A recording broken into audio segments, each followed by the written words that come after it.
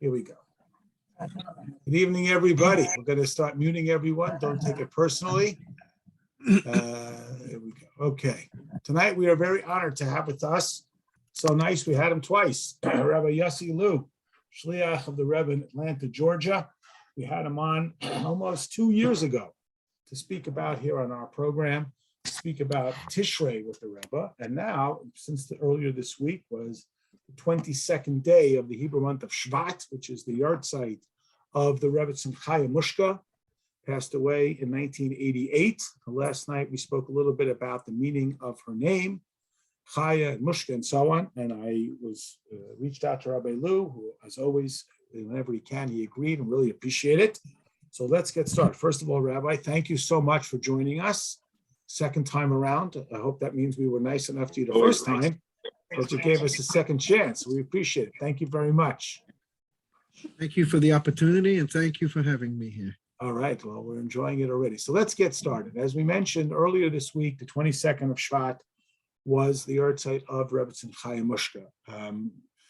Before she passed away, we knew almost nothing about her. And over the last 30 plus years, we've learned a lot. Let's get started, if you would, please. Share with us some of her life before she married the Rebbe, growing up initially in Lubavitch, and being in her father, who was the Rebbe, of course, the previous Rebbe, who we're also celebrating 80 years since he arrived in Chicago the second time, this time of year, although by this time he had returned.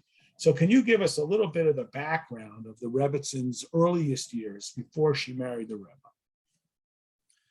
The Rebetzin was born in March of 1901, and she was the second child of 3 to the previous Rebbe. So she was not the oldest sister. She was the middle sister, middle child. But in addition to her father being the previous Rebbe, her grandfather was the previous Rebbe's father, and he was the Rebbe before the previous Rebbe took him over in 1920. In other words, she was with her grandfather for approximately just over 19 years. So she really grew up with her grandfather being the Rebbe, then her father being the Rebbe, and then her husband being the Rebbe. Her whole life was Rebbe. And the day she was born, her grandfather did something very unusual. Her grandfather, we call him the Rebbe Rashab, Rabbi Shalom Ber of Lubavitch, was out of town. He was not in Lubavitch when the Rebetzin was born. The Rebetzin was born in a little town outside of Lubavitch. And when he got the news, it was cabled to him, to the Rebbe. He sent 6 telegrams back with instructions to his son about this particular girl, including highly unusual move of asking him to name her Chaya Mushka. And he writes in the telegram, and I hope that she will grow up to be like the Chaya Mushka who married Menachem Mendel, the third Rebbe of Lubavitch, we call it Tzemach Tzedek. There was something about her that was unusual from the moment she was born, and the saintly fifth Rebbe of Lubavitch sensed something special going on and reacted in all kinds of different ways, in 6 different ways, including giving her her name, and almost in a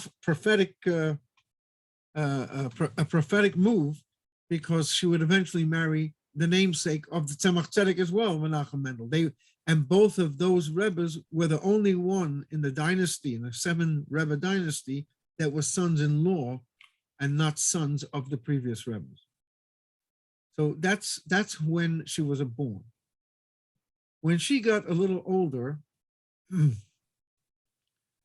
the previous Rebbe writes, the previous Rebbe only had 3 daughters. He didn't have any sons. Some of my best friends only have 3 daughters.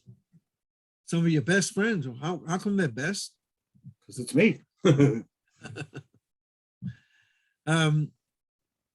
The previous Rebbe writes prolifically, and he includes his children, his daughters, in his writings. And lately,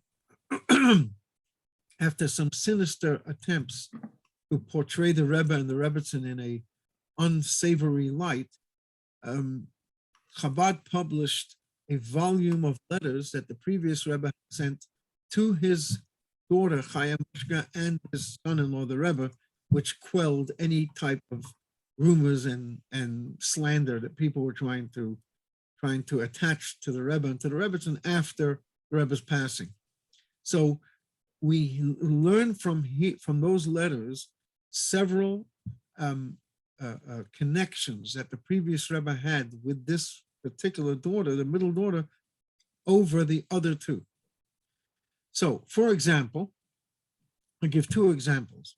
One example is that when they were young children, the oldest daughter and the younger one, this middle one, that means the Rebetzin and her older sister, had a discussion on Pesach, on Passover. You see, every time we light the candles for the Yom Tov, for the festival, we say the Shehechiyanu Bracha. And the exception to that, and in the Kiddush as well, in the exception to that are the last 2 days of Pesach, where we only make the blessing and no Shehechiyanu.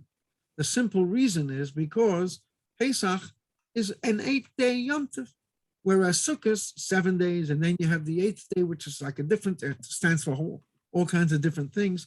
So therefore, the last 2 days of Pesach sort of get treated as, been there, done that type of thing, which is what the older sister suggested when discussion was brought up. Why are we not making Shehechiyanu?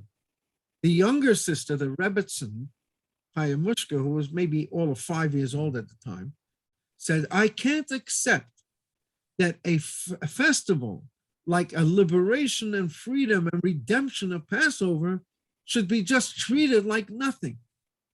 And this was, the previous Rebbe is recording this discussion that went on between the kids, and the grandfather interjected at some point and said, the younger one is correct.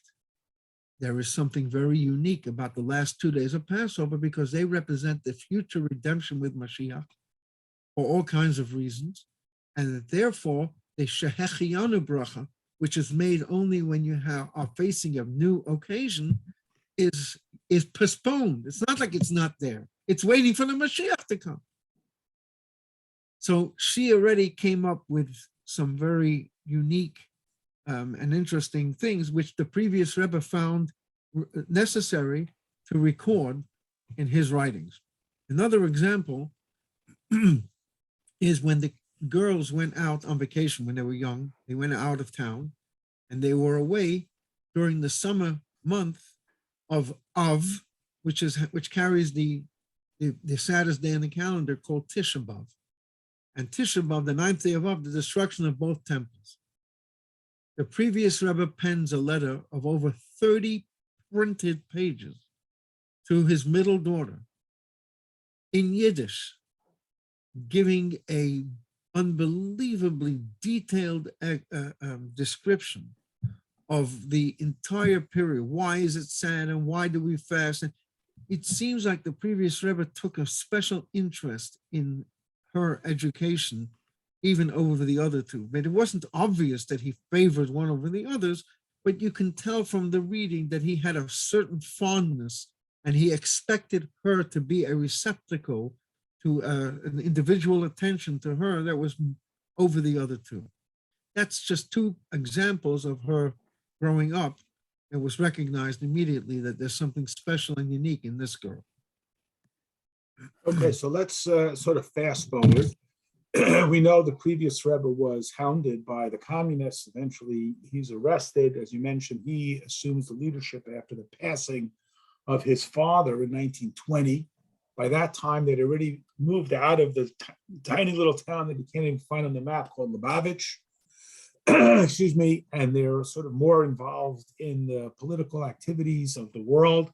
We know what was going on in the broader Russian world and what the previous Rebbe was doing to sustain Yiddishkeit in the Soviet Union. Can you talk a little bit about how he engaged his daughter in that work? The older daughter got married in 1921 or two. So, and they were living with the previous Rebbe all of their lives basically until the 80s. Even after the previous Rebbe passed away, they lived in 770 on the top floor. That's the oldest daughter. But they had also a life of their own. The middle daughter, while she met the Rebbe for the first time in 1923, at the age of 22, they didn't get married until 1928. Had a very long engagement because of the circumstances in the Soviet Union were so difficult, and they just couldn't get married. And even and right after they left the Soviet Union, the idea was to bring the Rebbe's parents out of the Soviet Union so they could attend the wedding. So it also lasted for another year, a year and a quarter. And the Rebbe's parents never made it out. His mother made it out only after the war and after her husband had passed away.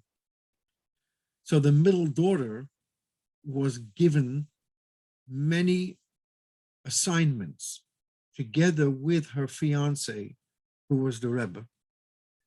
And these were incredibly difficult, challenging, and complicated times to teach Judaism. And her father, the previous Rebbe, had set his goal to not allow Judaism to die. And so there were names, and he needed memory, because anything you recorded had a danger of being caught, being confiscated, and incrementing other people. And the middle daughter, the Rebetzin Chaya Mushka, together with her husband, were heavily relied upon to carry out missions in what we would call headquarters, so that the work of the previous Rebbe should remain unhindered. So let's talk a little bit about her life as the Rebetzin. So, as you mentioned, she marries the Rebbe in 1928. They're outside of Russia. There's a war. I mean, there's so much we could talk about how they were miraculously rescued in the beginning of the war when they come to the United States. Now it's 1950, right around this time of year, 10th of Shvat.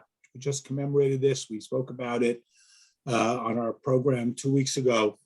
The previous Rebbe passes away in January of 1950 on the 10th of Shvat, on a Shabbos. They've just come to America, basically. The community is tiny. It's looking like, who knows if Hasidus will survive America and will stare down the shopping malls and so on. Can you talk about how the Rebetzin was involved in the Rebbe's willingness to ascend to the leadership, and then for 30 plus years, almost 40 years until her passing, her engagement with the Rebbe in his leadership capacity? It's somewhat of a lengthy answer to that question. That's why we have you. You have all the data. You got to go back to earlier, where the Rebbe was sent by his predecessor, the previous Rebbe, to Berlin when he was engaged, after they came out of Russia, before they got married, to enroll in the university over there. And the Rebbe took a course in engineering, mathematics, different things like that. Now, eventually he got married, and right after his marriage, he went back to Berlin. And they remained in Berlin till 1933. When Hitler came to power, they moved from there to Paris, and they were in Paris to France till 1941. Then they came to the United States. During that time, nobody heard of the Rebbe because he wasn't around the headquarters. He would come to visit Latvia, where the previous Rebbe had settled until 1934, and he came to visit for the high holidays and for Passover. 1934, the previous Rebbe moved to Poland. And once he moved to Poland, he couldn't get into Poland. They wouldn't give him visas. It was Russia and Poland. It was one of those things. And so the Rebbe was not very much known. He did come in 31 and in 32 and in 33. And then they wouldn't let him come anymore. So he wasn't that known. But as I mentioned before, when they published this volume of letters between the previous Rebbe and the Rebbe, the private letters between them and the Rebbe's wife, the Rebetzin, this spans from the 20s until the 40s. And it's mind-boggling how every single matter that connected to Chabad, the Rebbe was running. Publications all had to be sent to the Rebbe first. Monies in the bank accounts were all handled by the Rebbe. The previous Rebbe's medicines were controlled by the Rebbe, who used to talk to the doctors, and then they came to a decision. I mean, just everything. The previous Rebbe traveled quite often to meet the Rebbe and the Rebetzin, and would stay with them occasionally here or there. So there was constant communication between them via letter, courier, or personal visits, and the Rebbe was basically running the show. But no one knew of this. They were not well-known people where they were. So the Rebbe was doing things during that time that eyewitnesses, the few people that did see him, were shocked. Like he fasted every Monday and Thursday, wouldn't eat. He would sit all day studying Torah with his talis and tefillin on. After he finished praying in the morning, he would sit all day. People caught him, because they saw the marks on his hand were from the tefillin at 5 p.m. and they had seen him early in the day praying. He was engaged in filling his mind with Torah and Hasidut and Kabbalah. Another thing the Rebbe was involved with was responsa. The people who wrote to the previous Rebbe a question about something. For example, somebody wanted to know about the different opinions about the menorah. And because the menorah, according to the Rambam, is this way, and according to others, is that way. When you light it, how you light it, and which lights go first, and what color. The Rebbe responded in writing, with a booklet that now occupies over 100 printed pages. And this took months to formulate. The Rebbe also wrote entries into his journal that we didn't know existed until he passed away, of great mystical and Kabbalistic, Talmudic, and other ideas and thoughts that were coming into his mind while he was studying. The previous Rebbe said to him, I want a detailed account when you write to me every week. What are you learning, and where, what are you studying? Like, it's mind-boggling that he was doing all these kind of things, but nobody really knew. This was a budding great Torah sage, one of the greatest ever, and all he was doing was studying and praying all day. Now, once he came to the United States, the previous Rebbe, he was then living in New York together with the Rebbe, so the previous Rebbe put him in charge of publications and of outreach and of education and of social activities of Chabad, basically to run the movement. The only thing he didn't run was the yeshiva. And for 10 years, he was doing that, but nobody knew him either, because he only talked in public once a month, but nobody really got to know him that well. And he was quiet all the other times, and everybody knew he was busy, and everybody knew, though, he was a saintly man. They didn't get to know him very well. In other words, what I'm trying to say from all of this is that the Rebbe and the Rebbetzin led a very private life. And then the Rebbe was thrust into a public eye, one of the most photographed people in the world. Video footage is available of his hours and hours of talks that is not available for any other teacher of Torah like this. And books, volumes have come out of it, but this was a very private, unknown person until then, which is hard to believe. The Rebbe once said that naturally he is an introverted type of a person. It's like hard to believe this. And so when he was asked and pressed to be the Rebbe. From those who knew him knew that there's nobody like him in the world, in his saintliness and in his a knowledge of Torah and so on. They had no interest in this. But eventually it was obvious that he was being primed to be the next leader. Hasidim knew it and felt it. And he was being told over and over again that this is the right thing. And I heard from a big Chassid who frequently visited Chicago by the name of Rabbi Yosef Weinberg. His grandsons are in the Masifta here, Rabbi Shmuley Weinberg and Rabbi Hani Weinberg, that we know. Right. And so Rabbi Weinberg related that it was the Rebetzin who told the Rebbe in 1951, right before the Rebbe accepted the mantle of leadership, that if the Rebbe refuses to do this, the whole work that her father worked on so hard and diligently in Russia and then in Poland and then in the United States may go down the drain. The Lubavitch needed a leader. Now imagine this, the Rebetzin knew what it meant to live the life of a Rebbe, because her grandfather was the Rebbe and her father was the Rebbe. That means they didn't have a life of their own. And the Rebetzin basically gave up her life with the Rebbe for us. So let's fast forward. So we come to the United States. The 1951, the Rebbe officially assumes the leadership. The Rebetzin is a total mystery. She never goes out anywhere that people see her. She never comes to the synagogue. She never goes to programs, to events, and so on. She's extraordinarily private. Your family has a relationship. Can you share with us, whatever you find appropriate, what the origin of that was and what was that like? Well, first of all, the Rebetzin said clearly that she has no interest in this adoring fans who will obviously make a big spectacle out of her in the synagogue. The Rebbe's mother, she had a seat, a special chair for her in the synagogue, and she received the accolades that she deserved. The Rebetzin just had no interest in that. A very simple reason would be that she wasn't the older sister. Another thing is that she had a mother until 1970.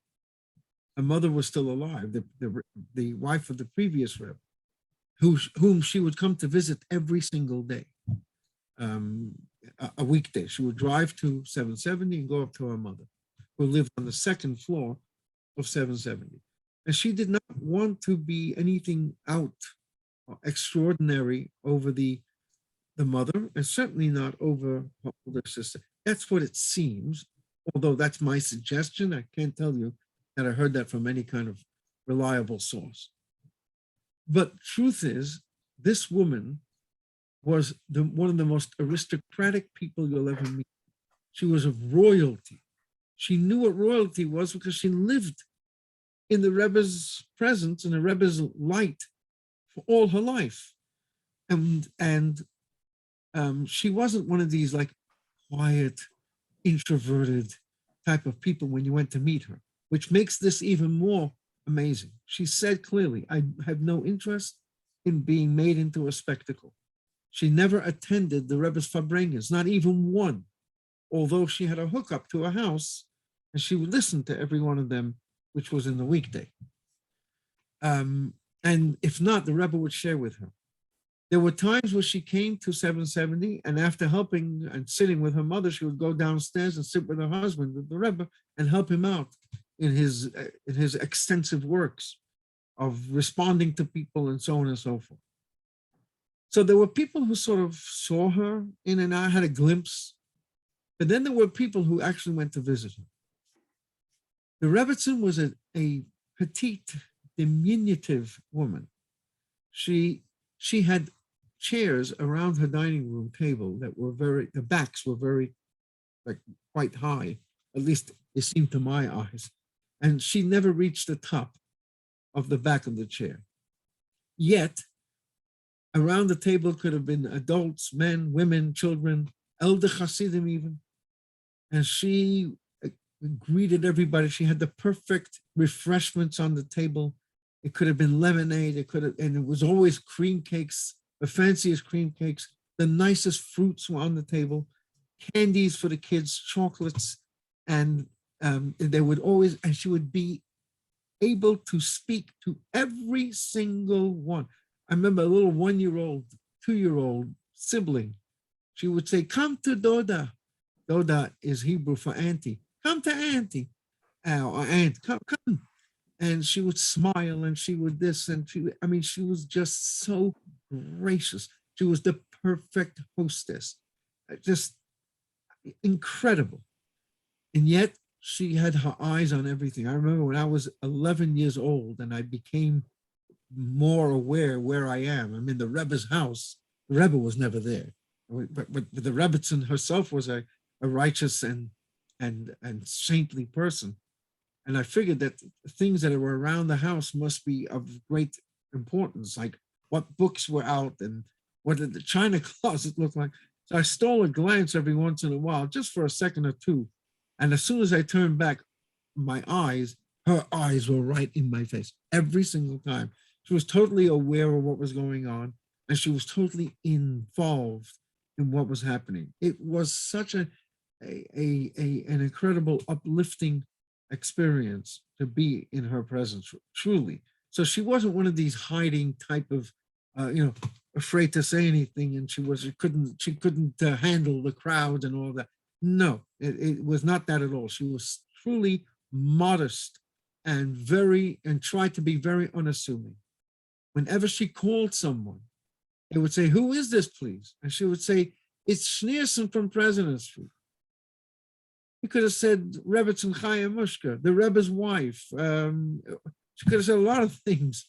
And she would just call herself Schneerson from President Street.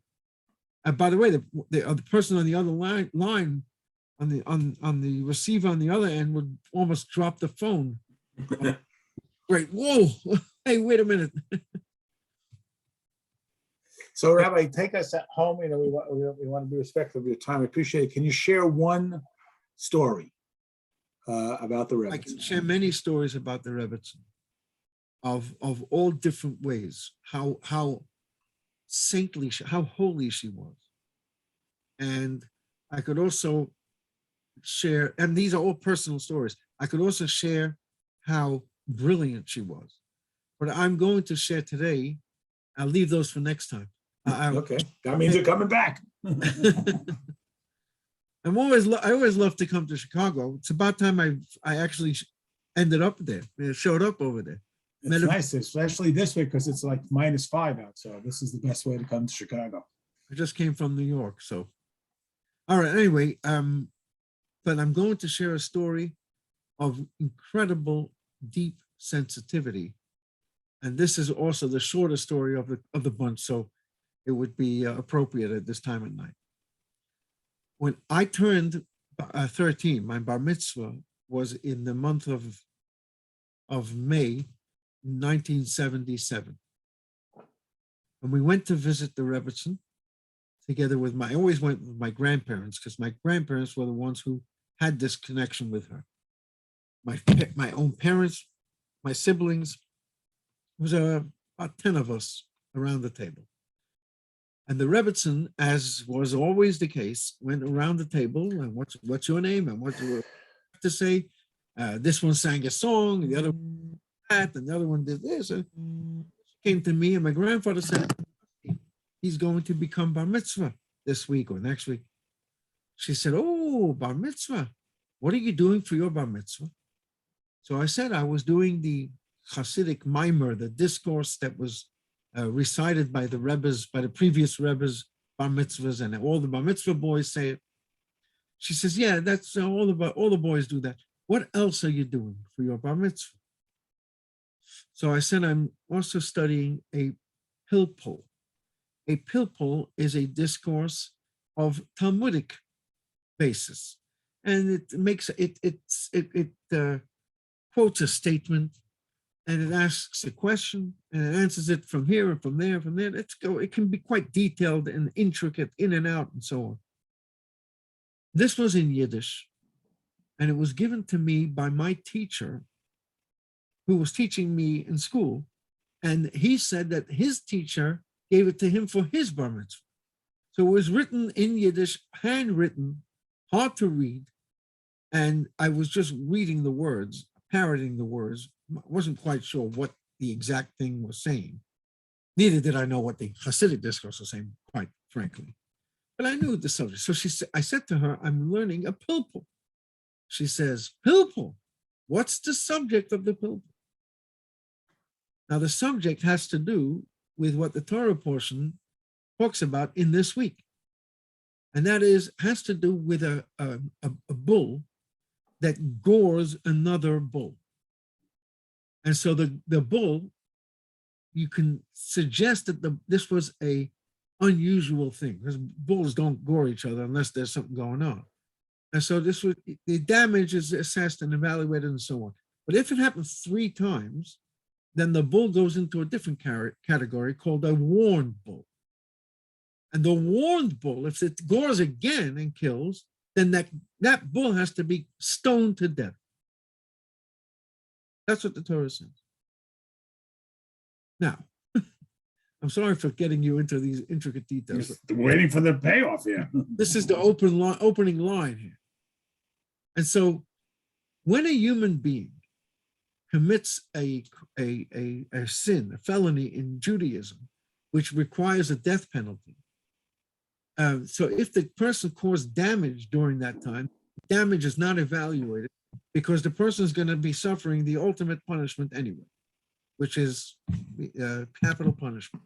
But with the animal, it doesn't work that way. The animal, if it damaged something and killed someone in the same fell swoop, it's first evaluated for the damage that it caused, and then it goes to trial for the death penalty phase. Both of them are applicable. All right, that's just the open legal side. The legal side of everything. Then the questions were asked.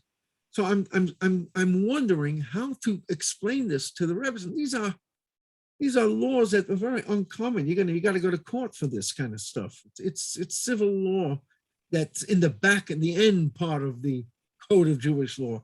And it's nothing to do with tefillin or studying Torah, even a bris or meat and milk. And this is wild stuff. It's in the Talmud, in the volume of Talmud called Baba Kama, and all the way at the end of the volume as well. Anyway, so I'm starting to explain this, and the Rebetzin is saying, yeah.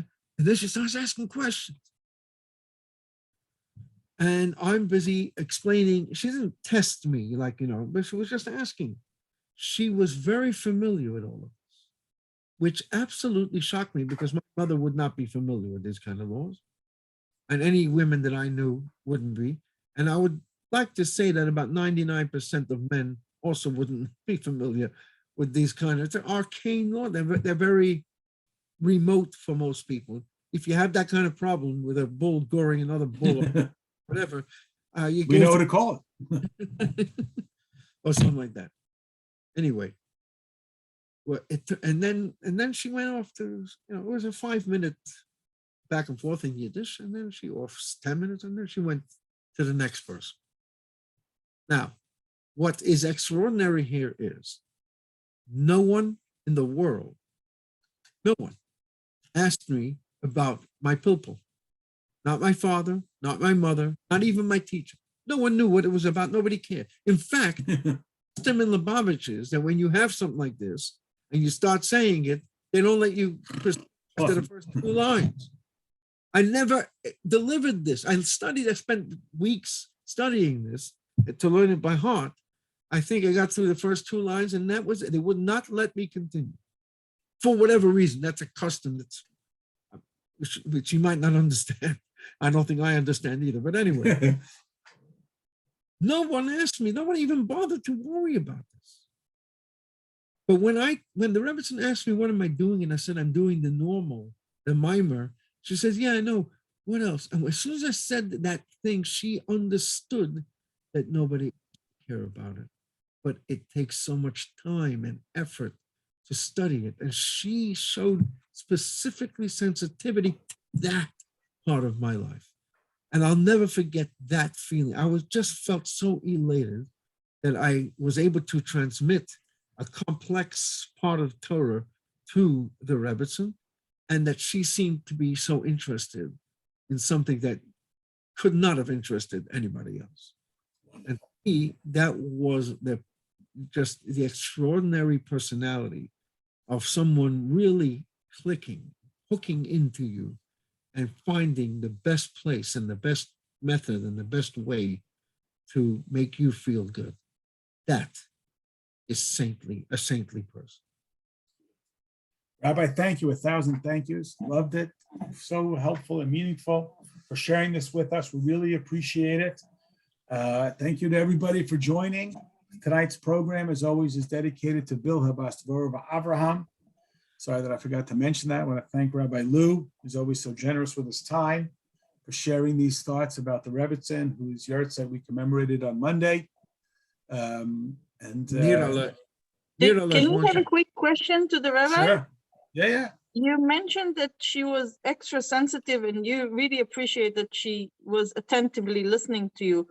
The question is, do you find yourself attentive listen to random people over your life, or it just resonant with you, but it didn't come true? Who do you think you are asking the question? Absolutely. I do that a lot.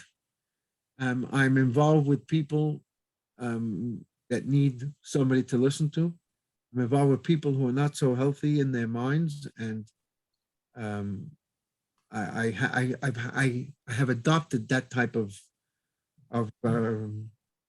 sensitivity, although I can be somewhat a little bit harsh sometimes. But at the same time, I have this in me that because of that, yes, I will give her the credit for teaching me that look for that one thing that a person needs encouragement for, and you can turn a person's life around. I was a teacher in school for 10 years in a middle school, and there was one kid who was very, very shy, extraordinarily shy. And she wasn't that smart. She was a little bit of a less brilliant. And she once asked a question. And first of all, I was shocked that she was even opened her mouth. She was like very shy. And it was a very good question, a question that somebody would have to have thought. And I went meshuggah. I blew that question up.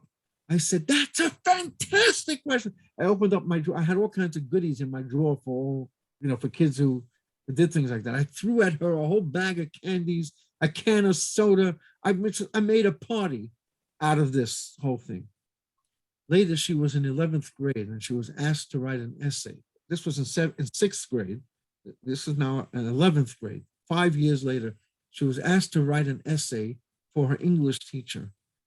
And she wrote an essay of how that changed her life. It brought her out of her shell and everything else. I attribute that to how the Rebetzin dealt with me. Fantastic. Impressive. Beautiful. Okay, we're going to let the rabbi go. It's Thank you. 10:40 over there in Atlanta. Thank you, Rabbi. Thanks for having me, 1,000 everybody.